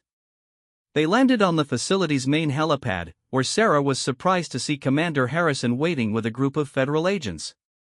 The man she'd been told was dead looked very much alive, though he showed signs of stress and exhaustion. Agent Mitchell, Harrison approached with a mixture of relief and professional respect. "Good to see you're safe. We need to debrief immediately." "Commander, I was told you'd been eliminated by the intelligence network." Harrison exchanged glances with Rodriguez before answering. "Necessary deception to protect operational security. We couldn't risk the real network coordinators learning that federal law enforcement was conducting a comprehensive investigation." Sarah realized she'd been manipulated by her own side as well as the enemy, though presumably for legitimate operational reasons. "How much of what I experienced was real versus manufactured for the investigation?" "Your recruitment approaches were real," Harrison confirmed. "The financial pressure on facility personnel was real. The intelligence trafficking was real. What wasn't real was the scope of federal law enforcement involvement. We've been monitoring and controlling the situation far more extensively than anyone suspected. Including me. Including you. Your authentic reactions to recruitment attempts and security threats provided crucial intelligence about the network's methods and personnel." Sarah felt a complex mixture of pride and resentment about being used as an unwitting asset while believing she was conducting an independent investigation. "What's the current security situation?"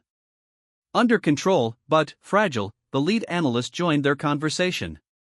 "We've arrested the network's primary coordinators and seized their communication systems, but automated data release protocols are still active and could trigger massive intelligence compromise if not properly deactivated." "Where do I fit into resolving this?" We need someone with your background to interface with facility personnel who've been traumatized by the investigation and arrests, Harrison explained. Many innocent people are terrified they'll be prosecuted for activities they didn't understand were treasonous. Sarah understood the psychological dynamics involved. Personnel who'd been recruited for information gathering would be experiencing guilt, fear, and confusion about their legal liability and professional future. Someone they trusted could help distinguish between willing conspirators and unwitting victims. What authority do I have? Full federal agent credentials and complete access to all facility resources. Rodriguez handed her an identification wallet containing badges, clearances, and authorization documents. You're operating under direct presidential authority for national security investigations. The weight of responsibility felt enormous, but Sarah recognized it as the natural culmination of years spent preparing for exactly this kind of mission. She'd trained for situations where national security depended on her ability to navigate complex human relationships while maintaining operational effectiveness under extreme pressure. Her first priority was connecting with Dr. Reed and other facility personnel who'd assisted with her investigation. The medical facility had been converted into a processing center where personnel were being interviewed, debriefed, and evaluated for security clearances based on their involvement with the intelligence network. Dr. Reed looked exhausted but relieved when Sarah found her in her office, which was now occupied by federal agents processing medical records as evidence. Sarah, thank God you're safe. Dr. Reed stood and embraced her colleague. I wasn't certain whether Rodriguez's team was legitimate or part of an elaborate trap. They're legitimate, but the situation is more complex than either of us understood, Sarah replied. Doctor, I need your help identifying personnel who were recruited unknowingly versus those who understood they were committing treason. I've been working on exactly that analysis. Dr. Reed indicated the files spread across her desk. Based on psychological profiles and stress indicators, I can identify about a dozen people who showed signs of genuine moral conflict about their activities. Meaning they suspected something was wrong but continued anyway? Meaning they were pressured into activities they weren't comfortable with but didn't understand the true implications until too late to withdraw safely. Sarah reviewed the files, recognizing names of people she'd interacted with during her investigation. Lisa and Marcus from communications, Jenny from vehicle maintenance, several Alpha Squad members who'd participated in recruitment attempts, all showed evidence of psychological stress consistent with people trapped in situations beyond their control. What about the core conspirators? 3 facility personnel who showed no stress indicators despite extensive involvement in intelligence trafficking. Dr. Reed indicated a separate file. Their psychological profiles suggest either sociopathic personality disorders or extensive training in managing stress during criminal activities. Who are they? Dr. Reed handed her photographs and dossiers for 2 communications supervisors and 1 senior administrative officer. Sarah didn't recognize any of them personally, but their positions provided exactly the kind of access necessary for coordinating complex intelligence operations. Where are they now? In federal custody, but they're demanding lawyers and refusing to cooperate with deactivation of the automated data release systems. Dr. Reed's expression showed genuine concern. If those systems activate, years of classified operations could be compromised worldwide. Sarah realized the investigation's success could still result in catastrophic intelligence losses if the network's final contingency plans couldn't be neutralized. What would motivate them to cooperate? Unknown. They seem prepared to accept life imprisonment rather than provide the technical information needed to prevent data release. Maybe they're not the ones with access to the deactivation systems. Dr. Reed paused in her file organization. What do you mean? Maybe the real network coordinators are still unidentified, and these 3 are just operational managers who don't have access to the highest level systems. Sarah felt pieces of the puzzle shifting again. Doctor, who would have the technical expertise and security access necessary to maintain automated data release systems without triggering facility security protocols? Someone with deep cybersecurity knowledge, administrative access to all facility systems, and legitimate reasons to maintain external communication channels. Dr. Reed considered the requirements. Very few people have that combination of access and expertise. Make me a list. Dr. Reed spent 20 minutes reviewing personnel files and technical documentation before handing Sarah a list of 8 names. Sarah recognized most of them as people she'd interacted with during her investigation, but one name stood out as someone she'd never met despite his senior position. Robert Chen, Deputy Director of Information Systems, Sarah read aloud. Why haven't I encountered him? He's been on extended medical leave for the past month, officially for stress-related health issues, Dr. Reed consulted her medical files. But his system access credentials haven't been deactivated, and his communication patterns suggest he's been working remotely. Sarah felt the final pieces of the puzzle clicking into place. Doctor, what if Chen isn't on medical leave? What if he's the real network coordinator, managing the operation from outside the facility while using other personnel as operational cover? That would explain how the network maintains sophisticated coordination despite arrests of the apparent leadership. Dr. Reed's excitement was evident. Chen has the technical expertise to establish automated systems and the security clearance to access the databases necessary for comprehensive intelligence gathering. And medical leave provides perfect cover for coordinating with hostile intelligence services without triggering security surveillance of his activities. Sarah realized they'd identified the real target of the investigation, not the facility personnel who'd been recruited for information trafficking, but the senior systems administrator who'd been orchestrating the entire operation while maintaining the appearance of medical absence. We need to locate Chen immediately. Sarah reached for her secure communication device. If he's the one controlling the data release systems, he's also the only one who can deactivate them safely. Rodriguez responded to her communication within seconds. Chen's location is unknown. His medical leave documentation shows he's been receiving treatment at a private facility, but that facility has no record of him as a patient. False medical leave to provide operational cover? Looks that way. We're tracking his financial transactions and communication records, but he's been very careful about maintaining operational security. Sarah realized they were facing a race against time. Chen would know that arrests at the facility meant his network was compromised, and he'd have contingency plans for either escaping with valuable intelligence or ensuring its release to hostile organizations as revenge for the operation's failure. What resources do we have for tracking him? Full federal law enforcement assets, but Chen has significant head start and professional knowledge of how to avoid surveillance. Rodriguez's voice carried concern. If he's determined to disappear or trigger data release, our chances of stopping him are limited. Sarah felt the weight of national security implications while considering their tactical options. Traditional law enforcement approaches would be too slow, but aggressive pursuit methods risked triggering exactly the kind of intelligence compromise they were trying to prevent. Rodriguez, I need helicopter transport and tactical support for a direct approach. What do you have in mind? Chen's been coordinating this operation for months while maintaining the appearance of medical treatment. He's established patterns and relationships that provide operational advantages, but they also create vulnerabilities we can exploit. Explain. Someone managing complex intelligence operations can't completely isolate themselves from communication and support systems. Chen's been maintaining contact with someone who provides logistical support, financial coordination, and probably emotional reinforcement for his activities.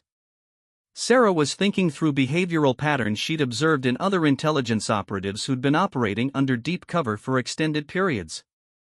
Isolation and stress created dependencies on trusted contacts that could be identified and exploited. We need to analyze Chen's personal relationships and identify who he trusts enough to maintain contact with during operational periods, Sarah continued. Family members, close friends, professional colleagues he worked with before this assignment. Already working on that analysis, Rodriguez confirmed. Give us 30 minutes to compile relationship data and communication patterns. Sarah used the time to review Chen's personnel file and technical background, looking for psychological indicators that might suggest his motivations and decision-making patterns. His record showed excellent technical performance but also signs of financial stress and career disappointment that could provide motivation for treason.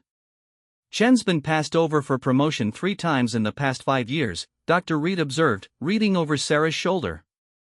His psychological evaluations show increasing frustration with bureaucratic limitations and desire for recognition of his technical expertise. Classic profile for someone vulnerable to recruitment by hostile intelligence services, Sarah agreed. They probably approached him with offers of financial compensation and professional respect that validated his sense of being undervalued by government service.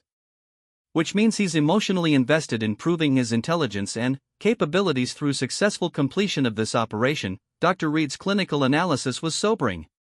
He's unlikely to surrender or cooperate unless he's forced into a situation where continued resistance would be clearly counterproductive.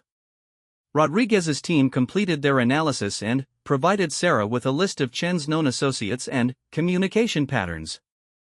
One contact stood out, his sister, who lived alone in a rural area 40 minutes from the facility and had been receiving regular communication from Chen throughout his supposed medical leave. Perfect operational base, Sarah realized. Isolated location, trusted family member, legitimate reason for extended stay. Chen's probably been coordinating the entire intelligence operation from his sister's house. Tactical approach? Rodriguez asked. Subtle surveillance to confirm Chen's presence, then direct negotiation, Sarah replied. If we can corner him without triggering panic, we might be able to convince him that cooperation is his only viable option. And if he refuses to cooperate? Then, we hope our technical specialists can deactivate his automated systems before they release classified information to every hostile intelligence service in the world. The helicopter flight to Chen's sister's location provided time for Sarah to prepare psychologically for what could be either the successful conclusion of a complex investigation or the beginning of a national security catastrophe. Either way, the next few hours would determine whether her mission had protected American interests or inadvertently triggered their compromise. As they approached the rural property, Sarah could see a modest farmhouse surrounded by communication antennas and satellite dishes that confirmed Chen's presence and activities. Smoke rose from the chimney, and vehicle tracks indicated recent activity, suggesting the final confrontation was about to begin. Remember, Sarah told her tactical support team, Chen's not just a criminal, he's a brilliant systems administrator who's spent months preparing for exactly this situation. We need to be smarter than he is, not just better armed. The helicopter landed in a field adjacent to the property, and Sarah approached the farmhouse with the knowledge that everything she'd learned about human psychology, tactical operations, and national security was about to be tested in a situation where failure could have consequences far beyond her personal survival. Chen's sister answered the door, a middle-aged woman who looked genuinely surprised to see federal agents at her remote property. Her confusion appeared authentic, suggesting she didn't understand her brother's true activities. Ma'am, we're federal agents investigating national security violations. Sarah showed her credentials. We need to speak with your brother Robert immediately. Robert's been sick, the woman replied nervously. He's been staying here for medical treatment, but he's not involved in anything illegal. We understand your concern for your brother, but we need to speak with him about computer security issues related to his work. Sarah kept her tone professional but non-threatening. May we come inside? The woman hesitated, then stepped aside to allow entry. Sarah noted sophisticated computer equipment visible through doorways leading to other rooms, confirming Chen had established a comprehensive operational center in the farmhouse. Robert, the woman called toward the back of the house. There are some people here who need to talk to you about work issues. Chen appeared in the doorway wearing casual clothes but displaying the alert posture of someone who'd been expecting this moment. Sarah recognized intelligence and calculation in his expression, along with resignation that suggested he understood his options were limited. Agent Mitchell, Chen said calmly. I've been monitoring communications about your investigation. Quite impressive work, especially considering you were operating with incomplete information about the actual situation. Mr. Chen, we need to discuss deactivation of automated data release systems before they trigger intelligence compromise, Sarah replied directly. Do we? Chen smiled slightly. Or do we need to discuss why intelligent, capable people like ourselves end up working for organizations that don't appreciate our contributions or provide adequate compensation for our expertise? Sarah realized Chen was attempting to recruit her even during his capture, demonstrating either remarkable confidence or complete detachment from reality. "Mr. Chen, I'm here to prevent national security compromise, not discuss career dissatisfaction." "The two issues are related," Chen replied. "The information I've gathered demonstrates systematic inefficiencies and security vulnerabilities in government contractor operations. Sharing this information with organizations that can properly analyze and utilize it serves the greater good. The organizations you've been sharing information with are hostile to American interests. The organizations I've been working with are international security research groups that want to understand global threats and promote stability through better information sharing." Sarah recognized Chen had convinced himself that his treason was actually patriotic service, a psychological defense mechanism common among intelligence operatives who'd crossed moral boundaries gradually over time. "Mr. Chen, regardless of your motivations, you've violated federal law and potentially endangered American personnel worldwide," Sarah maintained professional tone while moving closer to him. "Your cooperation in deactivating data release systems could be viewed favorably during legal proceedings." "Agent Mitchell, my automated systems are designed to prevent exactly the kind of information suppression your organization represents," Chen's voice carried genuine conviction. "If anything happens to me, comprehensive documentation of government contractor security failures will be released to organizations that can ensure proper analysis and corrective action." "Including classified operational details that could endanger active agents?" "Including documentation of systematic security failures that have already endangered agents through inadequate protection and flawed procedures." Sarah realized Chen was completely committed to his rationalized version of patriotic service and wouldn't be convinced to voluntarily deactivate his systems. She signaled her tactical support team to secure the perimeter while she continued negotiating for time. "Mr. Chen, would you be willing to demonstrate your system's capabilities?" she asked.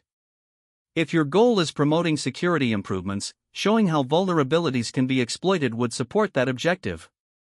Chen's expression showed interest in the suggestion, confirming his psychological need for recognition of his technical expertise.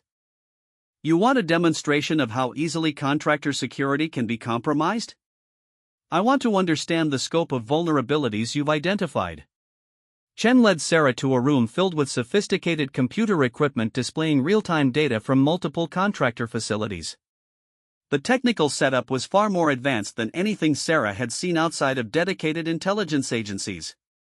These systems monitor communication patterns, personnel movements, security protocols, and operational procedures across 12 contractor facilities in real time, Chen explained with obvious pride. The data reveals systemic vulnerabilities that could be exploited by hostile organizations. "Impressive technical achievement," Sarah acknowledged, while noting system interfaces that suggested automated data transmission capabilities. "How do you ensure this information reaches organizations that can act on it constructively?" "Automated distribution to international security research networks, academic institutions, and policy analysis organizations," Chen replied. "If anything disrupts my oversight of these systems, all collected data is immediately transmitted to ensure proper analysis and utilization." Sarah realized Chen's automated systems were more sophisticated than anyone had anticipated. Manual deactivation would require technical expertise that exceeded what her support team possessed, and any attempt to force shutdown could trigger exactly the kind of comprehensive data release they were trying to prevent. "Mr. Chen, what would convince you to voluntarily modify these systems to prevent release of information that could endanger active personnel?" "Recognition that my work serves legitimate security improvement goals rather than treason," Chen replied. "Official acknowledgement that contractor security vulnerabilities represent genuine threats that require systematic correction." Sarah realized Chen's psychological motivation was professional recognition rather than financial gain or ideological opposition to government policy. He'd convinced himself that exposing security failures was patriotic service, and only official validation of that perspective could motivate cooperation. "Mr. Chen, if I could arrange for official review of your security analysis by appropriate government agencies, would you consider modifying your automated systems to protect personnel information while preserving documentation of systemic vulnerabilities?" Chen was quiet for several moments, clearly considering the possibility that his work could receive legitimate recognition rather than prosecution. "What kind of official review?" Department of Defense security assessment teams, contractor oversight agencies, congressional subcommittees responsible for intelligence oversight. Sarah improvised, hoping such review could actually be arranged. People with authority to implement systemic improvements based on your analysis. And legal immunity for my research activities? That would depend on your cooperation with modifying systems to prevent endangerment of active personnel. Chen studied her face, looking for signs of deception or manipulation. Sarah maintained honest expression while recognizing she was negotiating terms she had no authority to guarantee. Agent Mitchell, your proposal has merit, Chen finally replied. But implementation would require guarantees I don't think you're positioned to provide. What guarantees would you require? Written agreement from cabinet-level officials acknowledging the legitimacy of security research and committing to systematic review of contractor vulnerabilities I've identified. Sarah realized they'd reached the limits of what she could negotiate independently. Mr. Chen, I need to consult with senior officials about your requirements. Would you be willing to temporarily modify your automated systems to prevent immediate data release while we arrange appropriate review authority? I'll consider temporary modifications if you can demonstrate good faith efforts to arrange legitimate review of my work. Sarah activated her secure communication device and explained the situation to Rodriguez and his team. The complexity of Chen's demands would require coordination with federal agencies far beyond local law enforcement authority. 2 hours later, Sarah found herself participating in a secure video conference with officials from the Department of Defense, Department of Justice, and Congressional Intelligence Oversight Committees. Chen's proposal was being evaluated at the highest levels of government while his automated systems continued threatening release of classified information. The final resolution came from an unexpected source, Commander Harrison, who'd been monitoring the situation and had authority to make commitments on behalf of multiple agencies. Mr. Chen, this is Commander James Harrison, Deputy Director of Contractor Security Oversight. Harrison appeared on Chen's computer screen via secure video link. Agent Mitchell has briefed me on your security research and your concerns about systemic vulnerabilities. Commander Harrison, I'm familiar with your work, Chen replied respectfully. Your published analyses of contractor security protocols demonstrate genuine understanding of the issues I've been researching. Mr. Chen, I'm prepared to offer official review of your security analysis by appropriate oversight authorities, with guarantees that legitimate research findings will be incorporated into systematic security improvements, Harrison continued. In exchange, I need your cooperation in modifying automated systems to protect active personnel information. What specific guarantees can you provide? Written commitment to comprehensive review of your findings by Department of Defense security assessment teams, contractor oversight agencies, and congressional subcommittees. Legal immunity for research activities conducted in good faith to identify security vulnerabilities. Recognition of your technical expertise through consulting opportunities with official security improvement programs. Sarah watched Chen's expression as he considered Harrison's offer. The psychological validation he'd been seeking was finally being provided by someone with legitimate authority to deliver on commitments. Commander Harrison, your proposal addresses my primary concerns, Chen replied. I'm prepared to modify my automated systems to protect personnel information while preserving documentation of systemic vulnerabilities for official review. Excellent. Agent Mitchell will coordinate technical details with your systems while I prepare formal documentation of our agreement. Over the next 4 hours, Sarah worked with Chen and federal technical specialists to modify his automated systems, ensuring protection of classified operational details while preserving evidence of security vulnerabilities for legitimate analysis. As the sun set on what had been the most complex day of Sarah's career, she found herself reflecting on how the investigation had evolved from identifying information trafficking to preventing massive intelligence compromise to ultimately facilitating legitimate security improvements. Agent Mitchell, Chen said as federal agents prepared to transport him to a secure facility for formal debriefing, I want you to know that your investigation methods were genuinely impressive. You identified patterns and relationships that most investigators would have missed. Thank you, Mr. Chen.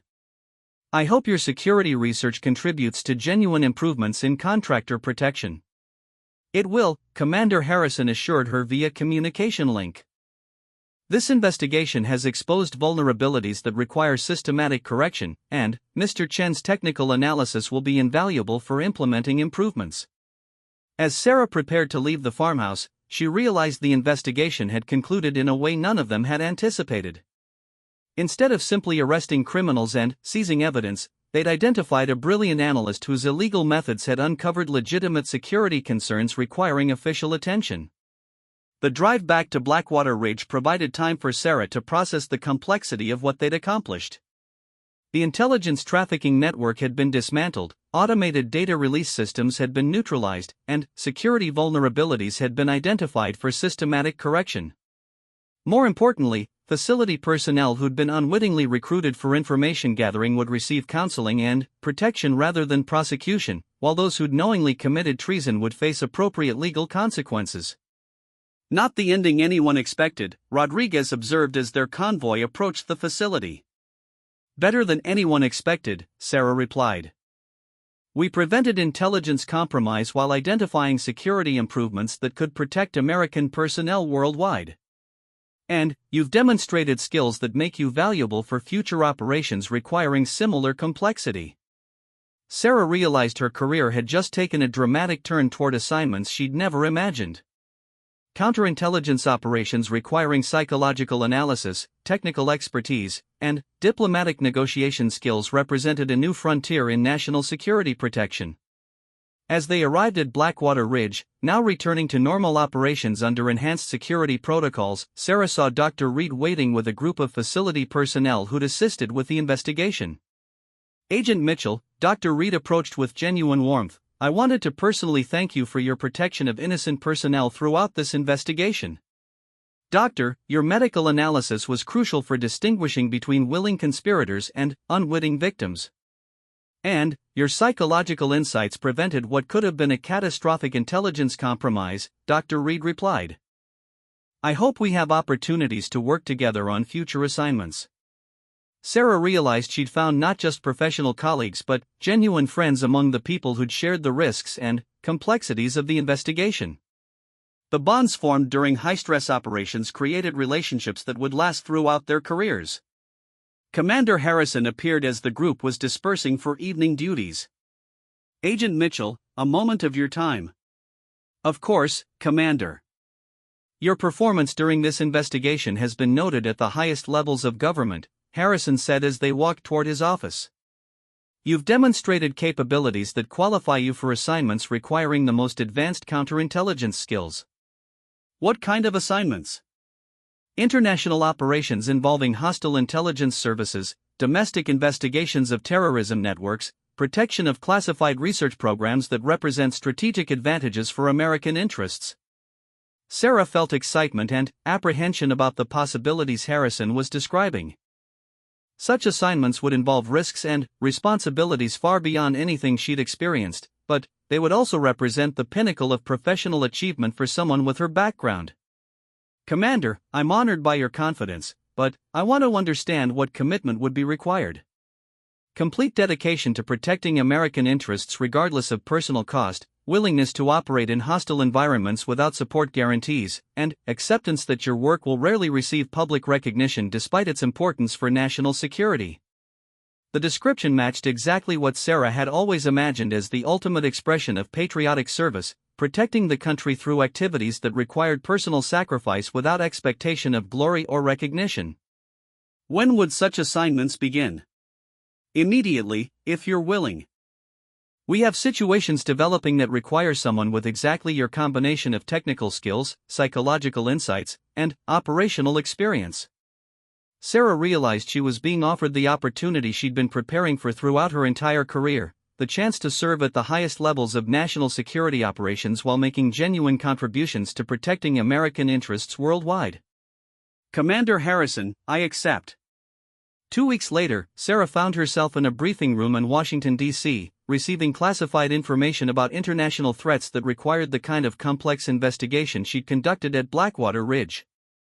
Her role had evolved from following orders to setting operational priorities, from solving assigned problems to identifying threats that others hadn't recognized. The investigation that had begun with simple information trafficking had transformed her career and, demonstrated capabilities she hadn't known she possessed. More importantly, it had shown her that the most significant contributions to national security often came from understanding human psychology and building relationships rather than simply applying technical skills or following established procedures. As she reviewed intelligence files about her next assignment, Sarah reflected on how the staff who'd initially ridiculed her as a newbie had ultimately recognized her as someone whose abilities exceeded their initial assumptions. The journey from being underestimated to earning respect had required proving herself through actions rather than words, but the recognition felt genuine because it was based on demonstrated performance under pressure. The battle-hardened SEAL commander who'd honored her with this opportunity had seen potential that she'd been developing throughout years of classified operations and dangerous assignments. His recognition represented validation that her unconventional approach to complex problems could contribute to protecting American interests in ways that traditional methods couldn't achieve. Sarah's story had become one of transformation, from an underestimated newcomer to a recognized expert in counterintelligence operations whose insights and capabilities would be crucial for addressing the most sophisticated threats facing national security. The journey had required courage, intelligence, and determination, but it had also required the willingness to trust her instincts and maintain integrity despite pressure to compromise her principles. As she prepared for missions that would take her to hostile territories and complex situations around the world, Sarah knew she'd found her true calling, protecting the country through work that required the highest levels of skill, dedication, and personal sacrifice. The recognition she'd earned at Blackwater Ridge was just the beginning of a career that would challenge her capabilities while providing opportunities to make genuine contributions to American security. The staff who'd once dismissed her as a newbie would probably never fully understand how their underestimation had motivated her to prove herself in ways that ultimately led to protecting national security interests far beyond anything they could have imagined. Sometimes the most dangerous opponents really did come in unexpected packages, and sometimes earning respect required demonstrating capabilities that exceeded everyone's initial assumptions about what was possible.